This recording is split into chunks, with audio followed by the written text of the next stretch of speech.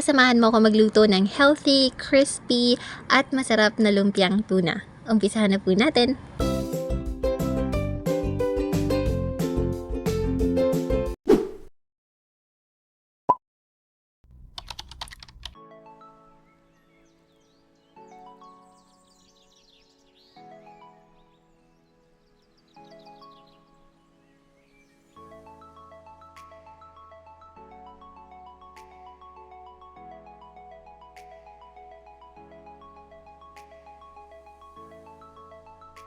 Bali, sasalain lang natin itong main ingredient natin, yung century tuna, para matanggal yung katas niya.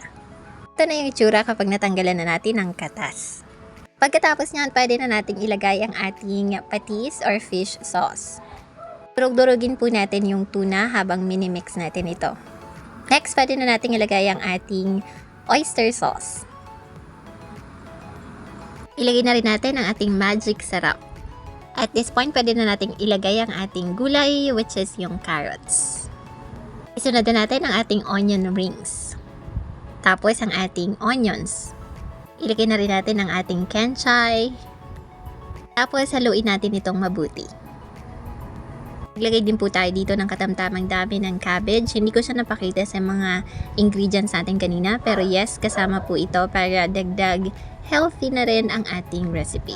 Pwede na po nating ilagay ang ating 2 pirasong itlog. Tapos haluin pong mabuti.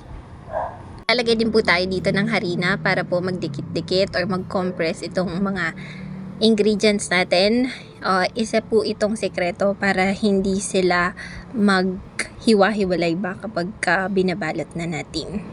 So yun na nga, it's time for us to balot the lumpiang tuna natin. So ganito lang yung technique na ginagawa natin sa pagbabalot ng lumpia. So ganyan po yung setup ng wrapper natin, kalahati.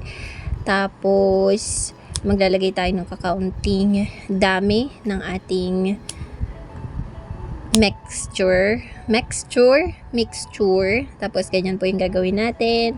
Tapos ifo-fold natin sa isang side, then ifo-fold din po natin sa kabilang side. Tapos, dahan-dahan po natin itong i-roll. Yan. So, ganyan po yung pag-roll. Slight lang na touch.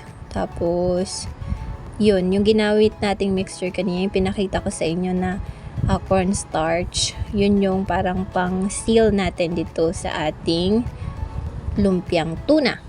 Dahil nabalot na nga natin silang lahat, pwede na tayo mag-umpisang mag-prito. So, hintayin lang natin na uminit itong mantika na nilagay natin. Tapos, i-fry na natin siya isa-isa. Siyempre, kapag golden brown na, babaligtarin na natin. Okay? Ayan, kung napapansin mo, medyo golden brown na siya. So, ganyan lang yung ginagawa natin. Kasi marami naman yung oil na nilagay natin. So, pantay-pantay pa rin yung pagkakaluto sa kanya. Ayan. So, since luto na siya, pwede na natin itong hanguin or tanggalin sa mantika. Para naman sa sausawan, ang gagamitin po natin dito ay mayonnaise at saka ketchup. I-mix lang po natin ito ng maigi, kagaya na nakikita mo ngayon.